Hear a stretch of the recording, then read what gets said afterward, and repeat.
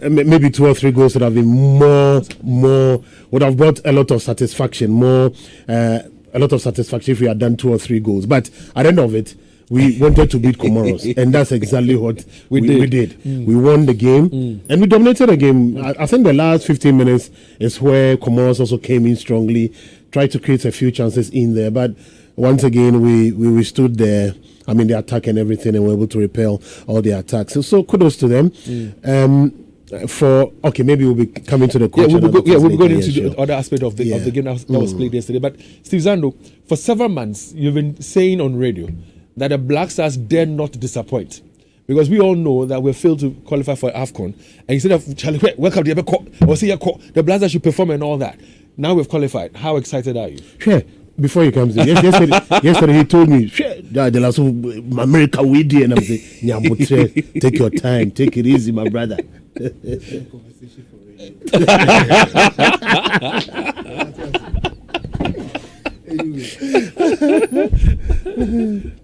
Anyway, so David, I feel excited as a Ghanaian because, like you said, after the AFCON failure, we didn't have to disappoint Ghanaians by missing out on another major tournament. And I realized that, yes, you can miss out on the AFCON tournament, but you can compensate Ghanaians with a much bigger competition, which is the World Cup. For me, it is the pinnacle of world football. And so that makes me happy that the Black Stars have been able to, qualify to the World Cup tournament. And so, David, we'll talk about something I want to push in the next couple of months. The Lally just check something. He'll go through that for you as well. It's an opportunity for our clubs to make money by way of getting some local players in the squad for the World Cup. And so we'll talk about that when the time comes. But David, generally, I think the Black Stars of Ghana really did well in terms of the World Cup qualifiers. When Dela came to the news, he asked me that so we played all the AFCON qualifier without winning a single game. We played Niger, Sudan, Angola, and countries like that, but we failed to win a game. But surprisingly, under Otto Addo, with the World Cup qualifiers, he played 8 matches, went unbeaten. And that's a funny way football tells stories sometimes. The same coach failed to qualify us for the AFCON tournament, and Ghanaians were on him. But surprisingly, he was able to do so well in the World Cup qualifiers to qualify us. I saw a journalist who hitherto had issues with Otto Addo. I think some of his Stone asking Otto Addo whether he's a coach or a scout. But yesterday they smoked the peace pipe. Yesterday they smoked the peace pipe where Otto Addo even got up from his chair and went to go hug him. And it was a beautiful sight to behold. And again, one other thing, just before you come in with that, from where Zando ended, that just as Zando was saying, it's very surprising that the same coach who failed to win a single Nations Cup qualifier, the same coach who failed to win a single Nations Cup qualifier, this time around will win. This time around will go, 8 matches. And not lose even a single one. But look, I think that after our inability to qualify for the Nations Cup, he ringed in some changes. For instance, the goalkeeper Benjamin Asare, he came in, his debut was in March 2025 against Chad. And before that, it was still Otto Addo who took us through all the Nations Cup qualifiers, which started in September 2024. And so I think going into 2025, he decided that no, we have to do some few changes. I was just realizing this, and I think we have to give him some thumbs up for that. Some credit for that, because we were using Atizigi, Jojo Walcott, and all those for these Nations Cup qualifiers, right? We didn't even know of any Kwesisibu or anybody anywhere. But then he comes in 2025 and decides that no, we'll do away with these goalkeepers, bring this local goalkeeper who I have confidence in, I think can do the job for us. And for all the 6 matches that he played, the goalkeeper, he kept 5 clean sheets, apart from that of Chad, conceding just a goal against Chad. Yes, conceding just one against Chad. And so I think that one way or the other, I feel that Otto Addo learned from some of the mistakes from the Nations Cup qualifiers and then try to correct them with the World Cup qualifiers, and that's how come we are getting the results that we've gotten. The players he's introduced. Because, like you rightly mentioned, Kwesisibo came in not long ago, but I think that he Caleb Rienchi, those guys, and this damn boy, what's his name? Ajiti. There is Jonas Ajiti. Yeah. There's this guy Nane who plays on Ebenezer Anan. All these guys. And there's this local Pipra boy. He's also not bad. The Club. Pepper guy, is the guy who carried the champagne yesterday? And he was I also shouting. I didn't watch that part. He was also shouting and saying, "America, here we come." Yeah. I'm sorry. I don't think he was the one. I don't know, but No. He was holding the champagne. Okay. When he popped the champagne and the thing came out, he was like, "America, here we come. America, here we come." Yeah. What do you make of these new entrants, like the JTs, the Anane, the Kuzisibus and co? How well have they fitted into the Black? They fitted in very well, especially with the Sibu guy, because remember that he was invited when Ibrahim Suleimana had picked up an injury during our game against Chad, or the training the day before the game or something. I mean, training during their training camp. Then he was called in. He comes in, and the next game he's in. The next invitation he's called up, and so they've justified the reasons why they got an invitation.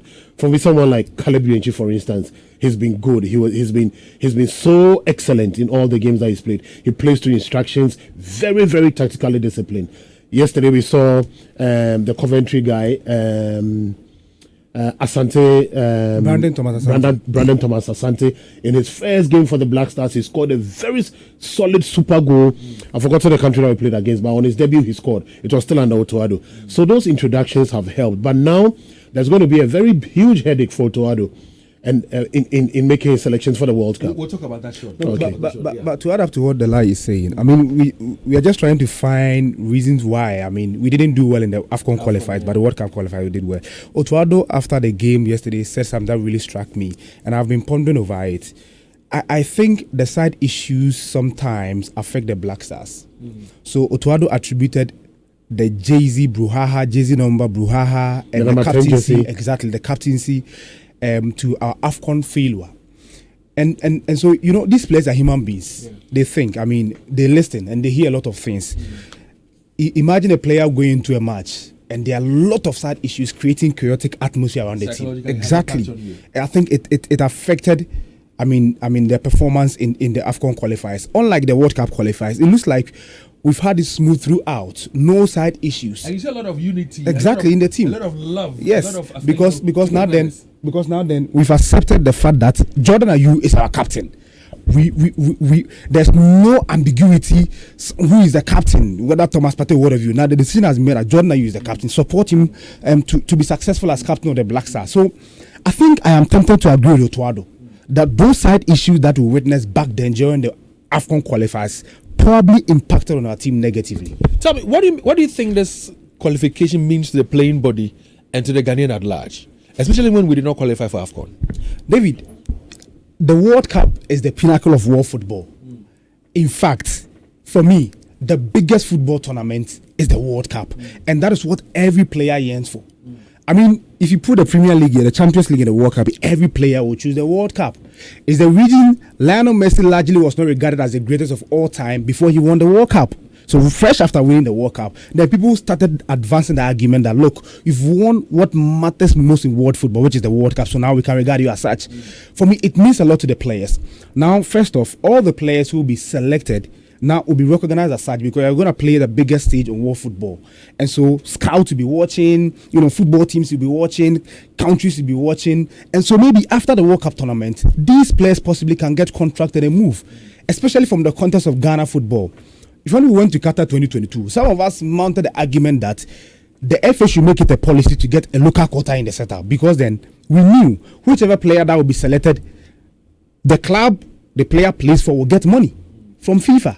And so it's an opportunity for some of our clubs to make money. And these players will be exposed as well. So right after the World Cup tournament, then a free Ebani from Accra Azufuk got a contract to Switzerland.